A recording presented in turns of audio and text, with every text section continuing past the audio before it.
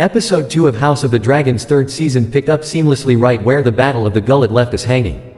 Honestly, it feels like every misstep from the sophomore season has been carefully corrected. We're genuinely witnessing a return to the golden era of Game of Thrones. We didn't just get dragons dominating the narrative once more. Vhagar reducing Harrenhal to ashes. Aemond cutting loose in a frenzy. Daemon unleashing his own brutal campaign. We also witnessed Rhaenyra crossing a moral threshold with her very first kill. And what a death it was. Alicent's scheme unfolded almost exactly as intended. It culminated in her own arrest and presentation in the throne room by the finale. Now Rhaenyra stands before an agonizing choice. It might dwarf even the one she faced with Sir Otto Hightower regarding the people's faith in her crown. So let's dissect this installment. Let's unpack that conclusion, and dive into my full reaction. Here's the ending of House of the Dragon Season 3, Episode 2, fully explained. Fair warning, spoilers ahead.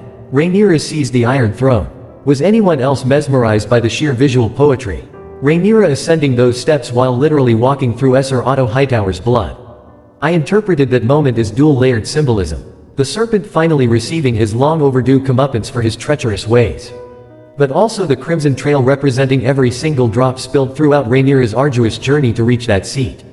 Including both her sons, Viserys and Jacaerys. With the Gullet's carnage finally concluded, Jace's remains were delivered back to his mother. Leaving her utterly shattered, she addressed him as though he could still hear her, completely refusing to accept his passing. This marked the second child the dance had ripped from her embrace. And while Jace's death initially threatened to plunge her into the same abyss that Lucerys's demise had created, Daemon's return completely shifted her perspective. He recontextualized the tragedy. Rather than sinking into another spiral of despair, she would transmute that anguish into vengeance. Hence her brutal execution of Otto and her renewed determination to capture King's Landing. The very objective Jace had pursued before departing for the Gullet. Daemon captured it perfectly when he emphasized that Jace perished serving his queen. He wouldn't have wished for any other end. That sentiment became her fuel. Alicent's maneuver of dispatching Aemond toward Harrenhal atop Vhagar served dual purposes. Removing the most formidable dragon from the capital's defense, while simultaneously ensuring Rhaenyra encountered no aerial opposition. Everything proceeded according to her design. However, Sir Rickard suspected Alicent's true motives, and the Master of Law shared his doubts. Unfortunately, he wound up imprisoned after Maester Orwyle caught him attempting to assault the Queen. With Aemond absent, the strategy involved Helaena permitting Rhaenyra's peaceful entry to negotiate some form of armistice. Alicent carries profound guilt over failing her offspring, believing her relentless pursuit of the crown has essentially poisoned them. Helaena's haunting admission echoed endlessly through Alicent's conscience. I was happier before I was queen. She craves release, surrendering the throne to Rhaenyra, abandoning her conviction about Viserys's deathbed declaration naming Aegon the legitimate heir, and simply escaping the city. Yet capture found her regardless. Alicent honored her arrangement, allowing Rhaenyra and Daemon to enter without any treachery. Only zealots among the Greens acted independently, defying her orders to strike against the Queen. Daemon carved through every obstacle in his path. When Sir Rickard positioned himself before the throne, prepared to slaughter both Daemon and Rhaenyra where they stood, the Gold Cloaks burst in alongside Sir Luther. The very man Daemon had gifted his cloak 2 decades prior, proclaiming their allegiance to Queen Rhaenyra. This forced Rhaenyra to present her prisoners and demonstrate consequences for defiance. Sir Otto Hightower's appearance this season was something I'd eagerly anticipated. And Daemon's wicked chuckle upon discovering him rotting in the dungeon's depths felt absolutely perfect. Rhaenyra needed to execute him for his opposition. Yet this proved emotionally excruciating. He had served as her father's hand, someone she'd known since childhood. But his scheming and obsession with elevating the Hightower name to royalty had ignited this entire catastrophe. So an internal conflict raged within her, compounded by the reality that she'd never before taken a life. An immense trial. Nevertheless, she understood the necessity. Otherwise those present would perceive her as a vulnerable monarch. Despite aspiring toward just governance, she clearly recognizes that intimidation must accompany mercy. She required 2 swings to finish him. Not the elegant execution Otto might have preferred. But within that pool of blood, we witnessed her climb toward the Iron Throne and claim her birthright. There was something profoundly moving about seeing her back inside the Red Keep, transporting me instantly to Season 1's intimacy. Watching both Daemon and Rhaenyra occupy their rightful places felt so perfectly aligned. You could almost sense a chapter closing as she settled onto the throne. Despite understanding this war remains far from finished. Alicent and Helaena attempted escape but failed spectacularly. They were apprehended and dragged before Rhaenyra, where Alicent then discovered her father's corpse sprawled across the floor. She'd been unaware of his imprisonment, never realizing he'd shared the same building throughout her captivity. Peace had motivated Alicent's cooperation, which raises fascinating questions about whether witnessing her father's murder will alter her stance. I also wonder whether Rhaenyra will grant Alicent freedom or keep her as Daemon's prisoner. Even with the throne secured, the conflict persists. Aemond still burns with royal ambition, convinced he deserves dominion, so Rhaenyra must eventually confront him. Not to mention the small folks' unpredictable loyalties. Meanwhile, Aemond at Harrenhal. While Alicent successfully removed Aemond from the capital's equation, she never anticipated him sustaining injuries himself. Desperately pleading with allies for salvation, he stormed Harrenhal, commanded Vhagar to tear the fortress apart from within, and massacred everyone inside, including the gentle soul Sir Simon Strong and his entire household. He'd hoped to locate Daemon and eliminate him permanently. But much like how Aegon the Usurper wasn't present in King's Landing to witness the surprise takeover, Daemon wasn't actually at Harrenhal. After murdering Sir Simon Strong, one of his sons managed to land a blow upon Aemond that appeared potentially mortal. This suggests two possible outcomes. With Aemond begging allies for assistance, she now holds the person Daemon despises most completely at her mercy. She could subject him to psychological torture mirroring what she inflicted upon Daemon, using him as leverage to finally secure Harrenhal as she'd requested during this episode. She might essentially deliver him to Daemon as a bargaining chip, though Daemon previously dismissed her petition. Perhaps she'll actually heal Aemond in exchange for his promise. If she aligns with him, he'll grant her Harrenhal regardless of her lineage, status, or fortune. Aemond will undoubtedly cede against his mother and sister for facilitating Rhaenyra's bloodless coup and conspiring against the Green Cause. So once healed, anticipating his rampage alongside Vhagar has me genuinely thrilled.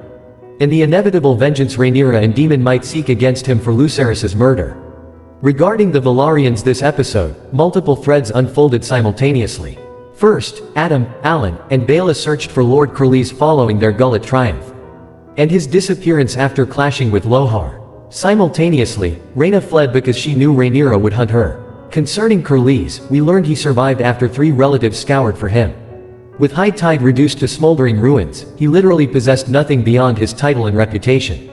So he bestowed his name upon Alan, the sole thing Alan had ever craved from him. Their relationship appears destined to strengthen and solidify moving forward this season. As for Rhaena and Sheepstealer, Rhaenyra learned that Sheepstealer appeared during the battle, but remained ignorant about the rider's identity, tasking Daemon with locating whoever rode Sheepstealer and hunting the beast down. Since its interference and the distraction it created for Jace directly contributed to his death, Daemon has essentially agreed to track and eliminate his own daughter without comprehending the truth. Rhaena sought refuge in the Vale, petitioning Lady Jane Arryn for sanctuary because she recognized the danger, offering protective services in exchange. So discovering whether Daemon learns his daughter caused Jace's demise poses fascinating questions. Will he prioritize marital loyalty or blood loyalty?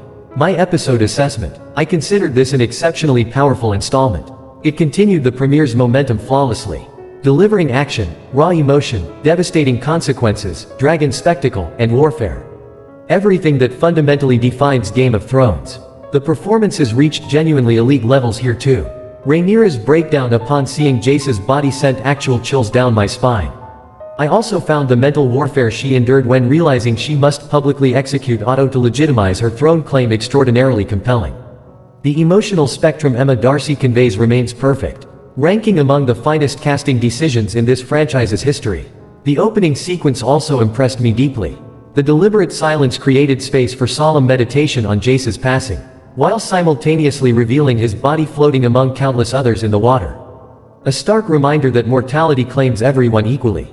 Dragon blood notwithstanding, this episode's world felt genuinely expansive, which represents this show operating at maximum potential. Season 2 often felt claustrophobic, but here, with Rhaenyra marching on King's Landing, Aemond terrorizing Harrenhal, Rhaena hiding in the Vale, and Daemon commanding the battlefield, the realm felt richly developed and exhilarating to explore.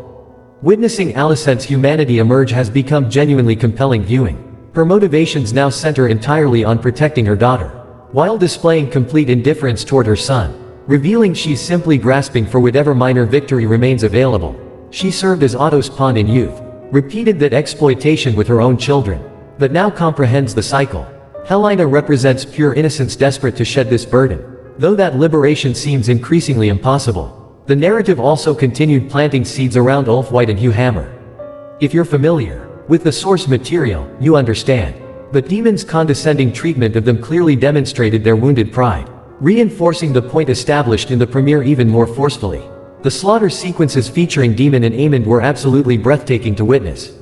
Observing their overwhelming combat prowess and lethal expertise against anyone foolish enough to challenge them remains viscerally satisfying. This episode delivered masterful choreography and storytelling alongside stunning visuals. Whether Vhagar burst through cloud cover, Otto's blood reflected against stone, or dragons soared across the sky, every element built magnificently toward that iconic shot of Rhaenyra enthroned. You could physically feel her burden lifting, that profound relief of finally obtaining everything she'd ever fought for. Regarding Aegon and Larys Strong, they're providing surprisingly effective comic relief, with genuine chemistry between them. With Aegon eventually escaping his captors and heading toward Rook's Rest where Criston commands a garrison. He should recover temporarily, though he'll likely discover news about Rhaenyra's throne seizure. I'm thoroughly impressed by House of the Dragon's opening 2 episodes. I sincerely hope this quality trajectory persists. So there you have it. House of the Dragon Season 3, Episode 2's ending, fully explained.